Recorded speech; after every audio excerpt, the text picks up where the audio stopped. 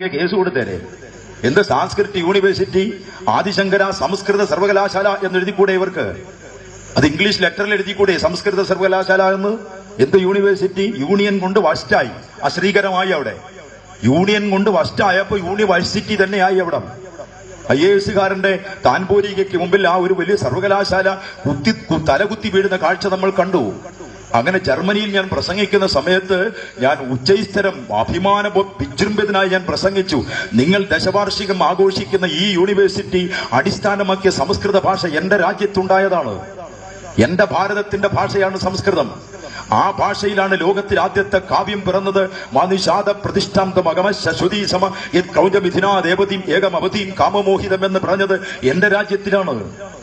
ആ ഭാഷ ഉൾക്കൊണ്ട ഋഷിമാരാണ് ത്രികാലജ്ഞാനികളായി മാറിയത്. അവർ സന്യാസത്തിലൂടെ, തപസ്സിലൂടെയാണ്. ധിയാ ധ്യാനമാണ് ധ്യാനം, ബുദ്ധി കൊണ്ടുള്ള യാത്ര. ധീ എന്ന് പറഞ്ഞാൽ ബുദ്ധി, യാനം എന്ന് പറഞ്ഞാൽ യാത്ര. യാനപാത്രം എന്ന് പറഞ്ഞാൽ കപ്പലെന്നാണ് അർത്ഥം. അപ്പൊ ധിയാ ധ്യാനം, ബുദ്ധി കൊണ്ടുള്ള യാനം, ബുദ്ധി കൊണ്ടുള്ള യാത്ര, അതാണ് ധ്യാനം. ആ ധ്യാനത്തിലൂടെ അവർ യമനിയമങ്ങൾ പരിശീലിച്ച് സന്യാസസ്തു മഹാഭാഗോ ദുഃഖമാപ്തും അയോഗ്യത യോഗമുക്തോ മുനിർബ്രഹ്മ നചിരേണ അധികച്ചതി എന്ന് ഭഗവത്ഗീത പാടിയത് മാതിരി എല്ലാം ത്യജിച്ച സർവസംഘ പരിത്യാഗികളായ സന്യാസിമാർ ആണ് ഇതെല്ലാം കണ്ടെത്തി നമുക്ക് തന്നത്. ഒറ്റയ്ക്കൊരു പെണ്ണിനെ കാണുമ്പോൾ പുരുഷൻ ചിന്തിക്കേണ്ടത് ഇവളെ എങ്ങനെയും നശിപ്പിക്കാമെന്നല്ല. തനിച്ചൊരു പെണ്ണിനെ കണ്ടാൽ എനിക്കൊരു മകൾ ഇതുപോലുണ്ട്, എന്റെ പെങ്ങളാണ് ഇരിക്കുന്നത് എന്നുള്ള ബോധമുണ്ടാകണം മനുഷ്യന്. എങ്കിലേ രാജ്യം ഗതി പിടിക്കൂ. ഇതാണ് ഭാരതീയ സംസ്കാരം പഠിപ്പിച്ചതും. മാതൃവത് പരതാരാണി എന്ന്, മാതൃവത് പരതാരാണി പരദ്രവ്യാണി ലോഷ്ടവത് ആത്മാനി സർവഭൂതാനി യോ പശ്യതി സ പണ്ഡിത. അന്യന്റെ ഭാര്യ അമ്മയെ പോലെ കണക്കാക്കുകയും അന്യന്റെ മുതൽ മൺകട്ട പോലെ കണക്കാക്കുകയും സർവ്വജീവജാലങ്ങൾ തന്നെ പോലെയാണെന്ന് കണക്കാക്കുകയും ചെയ്യുന്നവൻ ആരോ അവനാണ് പണ്ഡിതൻ. എന്നെ എന്റെ ബാപ്പ മനുഷ്യന്റെ ഡോക്ടറാക്കി, എന്റെ അനുജനെ അദ്ദേഹം മൃഗ ഡോക്ടറാക്കി. എന്റെ ബാപ്പ ഹൈസ്കൂളിലെ അധ്യാപകനായിരുന്നു.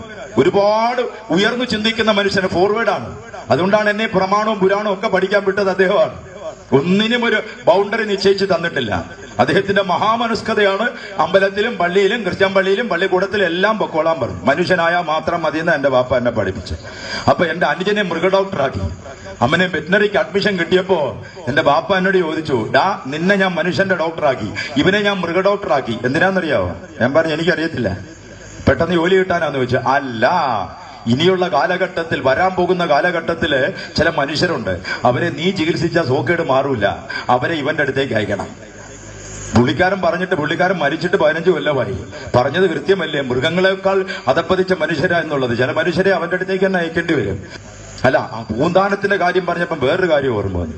ഒരു 10-15 കൊല്ലം ആയി കടന്നു തോന്നുന്നു.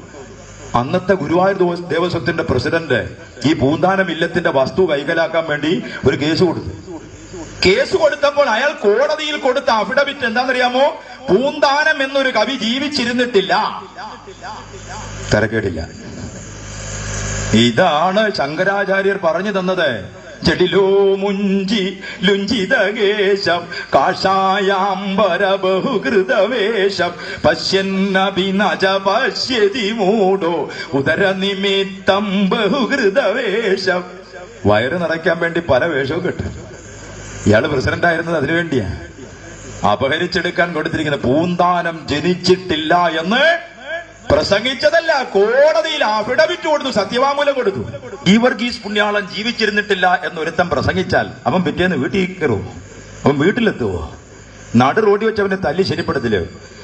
മുസ്ലിങ്ങളുടെ പുണ്യാളന്മാരാരും ജീവിച്ചിരുന്നിട്ടില്ല എന്ന് പറഞ്ഞാൽ അമ്മയെ കണ്ട് മരിക്കൂല. അപ്പോഴേ ചാടി ഇറങ്ങി അവനെ നാക്ക് ചവിട്ടിപ്പിടാൻ വല്ല വഴിയുണ്ടോ നോക്കും. പൂന്താനം ജീവിച്ചിരുന്നിട്ടില്ല എന്ന് പറഞ്ഞിട്ട് ആരും പ്രതികരിച്ചില്ല. പക്ഷെ എനിക്ക് സങ്കടം തോന്നി. ഞാൻ പൂന്താനം ഇല്ലത്തിൽ പോയി, ഇല്ലത്തിനകത്ത് പ്രവേശിപ്പിക്കില്ല, ഇപ്പുറത്തെ ഗ്രൗണ്ടില് 3.5 മണിക്കൂർ കോളേജ് വിദ്യാർത്ഥികൾക്ക് വേണ്ടി ജ്ഞാനപ്പാനെ അധികരിച്ച് സെമിനാറിൽ പ്രസംഗിച്ച കക്ഷിയാണ്. 3.5 മണിക്കൂർ പറഞ്ഞിട്ട് ഒന്നും ആയില്ല. ജ്ഞാനപ്പാനെ 35,000 മണിക്കൂർ പറഞ്ഞാൽ തീർക്കാൻ പറ്റുമോ? ഇത് കണ്ടിട്ട് എനിക്ക് ബുദ്ധിമുട്ട് തോന്നി. ഗുരുവായൂർ ദേവസ്വം പ്രസിഡന്റിനെ ഞാൻ പ്രതികരിച്ച് എങ്ങനെയാണെന്നറിയാമോ? ഒരു കത്തയച്ചു, അല്ലാതെ എനിക്കൊന്നും കഴിയുന്നില്ല. ഒരു കത്തിയാക്കി ഞാൻ എഴുതി അയച്ചു. കോടതിയായിട്ട് അപ്ഡേറ്റ് വന്നത് പത്രത്തിൽ കണ്ടപ്പോൾ ഞാനേക്ക് ഒരു കത്തെഴുതി. എന്താണെന്നറിയാമോ? ബഹുമാനപ്പെട്ട ഗുരുവായൂർ ദേവസ്വം പ്രസിഡന്റ് അവർക്ക് പൂന്താന ജീവിച്ചിരുന്നിട്ടില്ല എന്ന് അങ്ങ് കോടതിയിൽ സത്യവാങ്മൂലം കൊടുത്ത ഒരു പത്രത്തിൽ വായിക്കാൻ അറിഞ്ഞു. അപ്പോൾ പിന്നെ ജ്ഞാനപ്പാൻ എഴുതിയത് അങ്ങയുടെ അച്ഛനാണോ എന്നാ എഴുതിയത്. ഞാൻ അത്രേ എഴുതിയുള്ളൂ. താ എന്നാണ് എഴുതേണ്ടത്, അതെന്റെ സംസ്കാരം അനുവദിക്കാത്തതുകൊണ്ട് അച്ഛനാണോ എന്ന് ഞാൻ എഴുതി. അത്രയെങ്കിലും പ്രതികരിക്കണ്ടേ? പൂന്താനം ജീവിച്ചിരുന്നിട്ടില്ല അവര്. ആ പറയുന്ന ചെന്ന് നിന്ന് കൃഷ്ണ കൃഷ്ണ മുകുന്ദ ജനാർദ്ദന എന്ന് വിളിക്കുമ്പോ അതേ പാടിയ ബാക്കി ഭാഗങ്ങളിലേക്കൊന്ന് കടന്നയല്ലേ. കൂടിയല്ല ജനിക്കുന്ന നേരത്തും കൂടിയല്ല മരിക്കുന്ന നേരത്തും മധ്യേ ഇങ്ങനെ കാണുന്ന നേരത്തു മത്സരിക്കുന്നതെന്തിനു നാം വൃഥ. ആ വൃഥ എന്നുള്ള അക്ഷരത്തിനാണ് അടിവരയിടേണ്ടത്. വൃഥ മത്സരിക്കുന്നത് എന്തിനാ? അമ്മയ്ക്കും പുനരച്ഛനും ഭാര്യയ്ക്കും ഉണ്ണാൻ പോലും കൊടുക്കുന്നില്ല ചിലർ. വന്ദിതന്മാരെ കാണുന്ന നേരത്തു നിന്നിച്ചത്രേ പറയുന്നിതു ചിലർ. കാൺക നമ്മുടെ സംസാരം കൊണ്ടത്രേ വിശ്വം ഈ വണ്ണം നിൽപ്പൂവെന്നും ചിലർ. ഭഗവാൻ ശ്രീകൃഷ്ണനെ വസുദേവരോടല്ല അറ്റാച്ച്മെന്റ്, യശോദയോടാണ്. യശോദയ്ക്കാണ് വാതുറന്ന് 17-14 ലോകം കാണിച്ചു കൊടുത്തത്. യശോദയാ കണ്ണനെ പിടിച്ച് ഉരലി കെട്ടിയിട്ട്. യേശുവിന് അറ്റാച്ച്മെന്റ് ഉണ്ടായിരുന്ന ആകെ കന്യാമറിയമ്മനോട് മാത്രമാണ്. മാതാവിനോട് മാത്രമേ അറ്റാച്ച്മെന്റ് ഉള്ളൂ. നബി തിരുമേനിയുടെ പിതാവും മാതാവും ചെറുപ്പത്തിലെ മരിച്ചുപോയി. ഒരു ദിവസം പോലും, ഒരു പ്രാവശ്യം പോലും പിതാവിന്റെ ശവകുടീരം സന്ദർശിക്കാൻ പോയിട്ടില്ല. മാതാവിന്റെ ശവകുടീരത്തിൽ അടിക്കടി പോയി പ്രാർത്ഥിക്കുകയും കരയുകയും ചെയ്യുമായിരുന്നു. അമ്മ എന്ന സാന്ദ്ര സത്യം, അമ്മ എന്ന ദേവത, അവളും പെണ്ണ, അന്യതും പെണ്ണ. അറിയുമോ, ചക്കുളത്തുകാവിൽ നാരീപൂജ നടത്തുന്ന കൊച്ചു പെൺകുട്ടികളെ വെച്ച് നടത്താറുണ്ട്. അവളെ അപ്പോൾ വിളിക്കുന്നത് അമ്മയെന്നാണ്. അതാണ് ഭാരതം പഠിപ്പിച്ച സംസ്കാരം. അമ്മ ആരാന്നാ വിചാരിക്കുന്നത്? പ്രിയപ്പെട്ട ഗാനഗന്ധർവന്റെ ഗാനം തന്നില്ലേ, അമ്മയല്ലാതൊരു ദൈവമുണ്ടോ, അതിലും വലിയൊരു കോവിലുണ്ടോ. അപ്പൊ അങ്ങനെ അതാണ്. അപ്പൊ ആദ്യത്തെ ഡ്രൈവർ ആരെന്ന് ചോദിച്ചാൽ പാർത്ഥൻ എന്ന് പറഞ്ഞാൽ അർജുനൻ. പാർത്ഥൻ സഞ്ചരിച്ച തേര് തെളിച്ചൊരു ഡ്രൈവറുണ്ട്, പാർത്ഥസാരഥി. ആരാ പാർത്ഥസാരഥി? ഭഗവാൻ ശ്രീകൃഷ്ണനാണ് ലോകത്തിൽ ആദ്യത്തെ ഡ്രൈവർ.